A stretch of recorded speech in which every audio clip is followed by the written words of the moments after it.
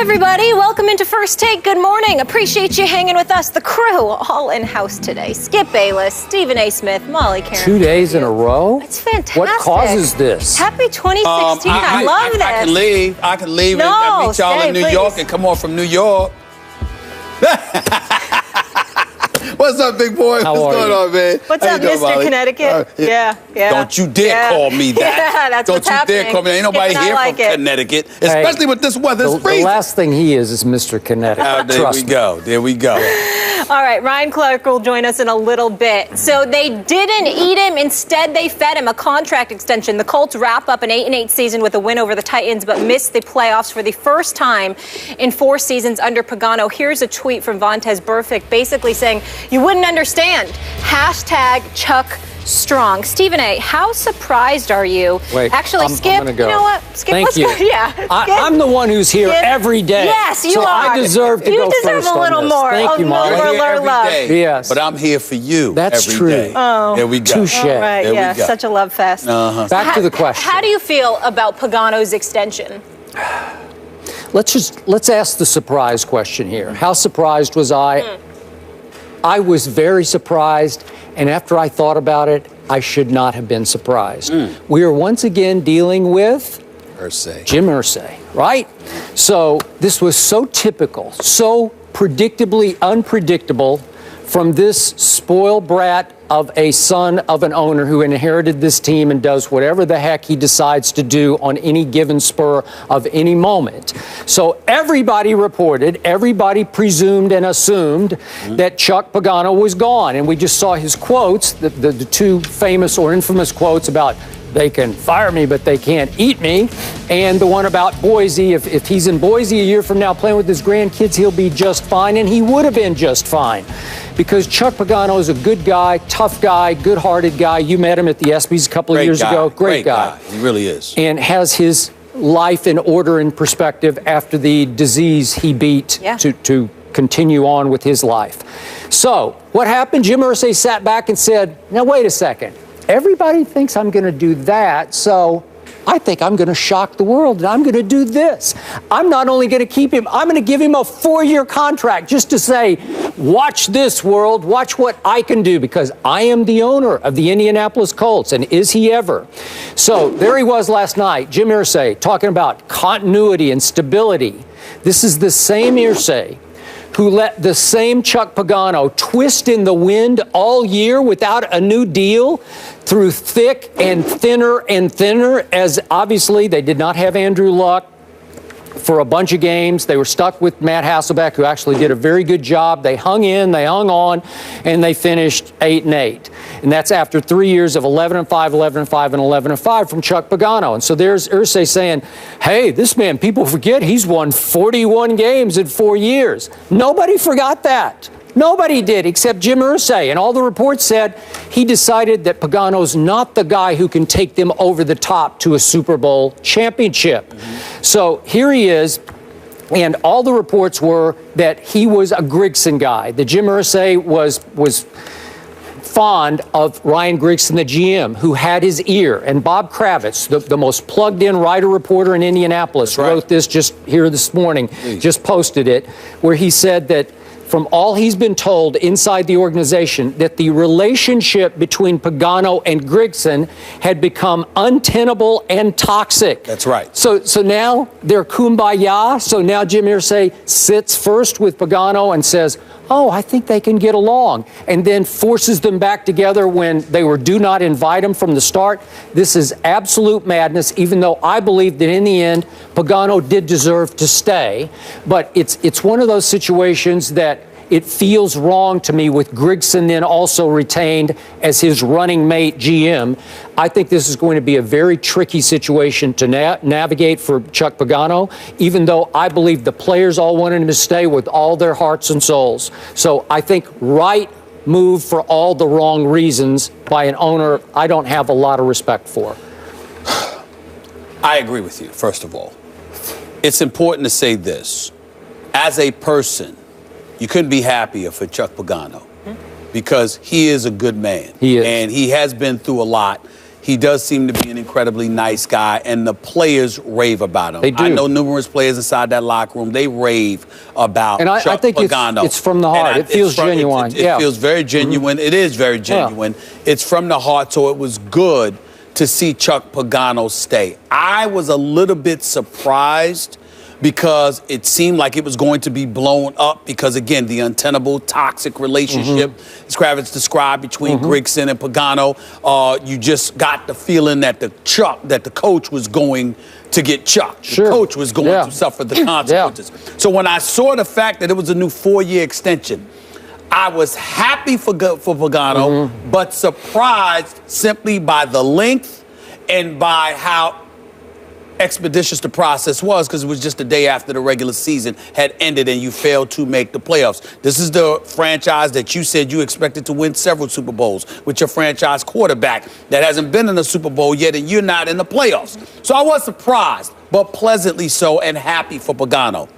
Very disappointed in Irsay's decision to keep Grigson on board. Yep. And I don't know anything about Grigson. I only know what I read and what I've been told. Obviously, I've never met him. I don't talk to him. I don't know him. So it's just from afar. But when you hear the things that I have heard about this man, about it being a toxic relationship because he's not allowing the coach to coach. He's telling the coach who to play. He's telling the coach who to start. He's telling the coach how guys should be utilized. He comes across to media members and others as if he invented the game of football that nobody knows more than him. He thinks he is the man, that he is it. And everybody, now we've talked about somebody else in Philadelphia that had a similar kind of mentality. That is how Grigson has been described in terms of his level of arrogance. So to me, if it's not working, why force it? Particularly when the talent that you brought in was highly questionable. This is one of the oldest franchises in the NFL. You brought in older parts, the Andre Johnsons, the Frank Gores of the world and others. We know they can play, but they're older. The Harrimans of the world and others. You brought them in. You had a franchise quarterback that has been here for the last 4 years, and some would argue that lacerated kidney he's struggling from, I'm talking about Andrew Luck here, that Grigson might have something to do with that, because maybe, just maybe, had you done a better job of protecting this young lad coming into this league out of Stanford as the heir apparent to Peyton Manning, etc., considering how pivotal he was to the future success of the franchise, that you would exhaust all means and measures to protect him. Yet he was sacked 100 times his first 3 years, hit an additional 72 to 75 times those first 3 years. This year he doesn't seem to be himself. He's 2-5 in the 7 starts that he starts. He clearly looked to be taking a step back. People were looking at Pagano until we heard, no, you're looking at the wrong guy. You should be looking at Ryan Grigson. So when I look at it from that perspective, and then you hear about this decision, it makes no sense, because you're trying to, it's like trying to put, a square peg into a round hole. But then I watched the press conference last night, and I saw Irsay up in there. Skip, there's one person that came to my mind as I was watching this press conference. I couldn't get this person out of my mind. You know who that person was? You. Because I'm watching Jim Irsay, and I was like this. Boy, Skip's going to have a field day with this guy, because he looked to just enjoy the camera so much. It was like, oh, my Lord, all eyes on me. Let me see how I'm bringing us all together. See, you guys got it wrong, because we're not a fractured bunch. We're together, and we're going to do great things. And I couldn't stop myself from giggling at this reality. You are sitting up there smiling, talking about what great times you have ahead, less than 24 hours after you have been eliminated from the postseason.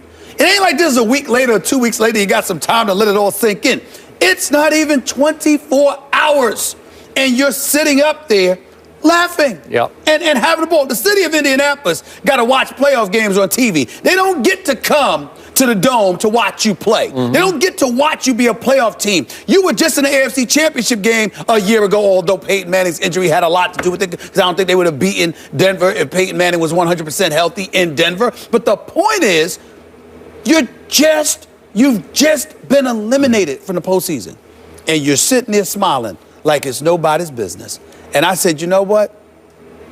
He's lost. He's lost. So Pagano, I'm happy for. Grigson, I don't believe he deserves to stay there based on what has been said about him. And Irsay clearly doesn't care. He's a frustrated rock star, has been his whole life. 60s rock stars, got all these old 60s rock guitars, classic I like that guitars. analogy. I like that. Well, that's what he is. I like that. And he loved his moment last night, but he only had it because he shocked the world by doing exactly what everybody thought he wasn't going to do. And back to Pagano, let's just keep this in perspective. You did pick this team to get to the Super Bowl. That's right. A lot of people, I know Mike Golick picked this team to, I don't know if he was to win or get to, but at least I picked them to get to. Yeah, get Yes. to the Super Bowl. Yep. So it's not like anybody else thought that Irsay was right about Pagano, like he couldn't do this, he didn't have whatever it takes to win a Super Bowl. A lot of people picked this team going into this year. And I don't want to get off tangent on this debate again, but you and I have disagreed whether I buy into Andrew Luck.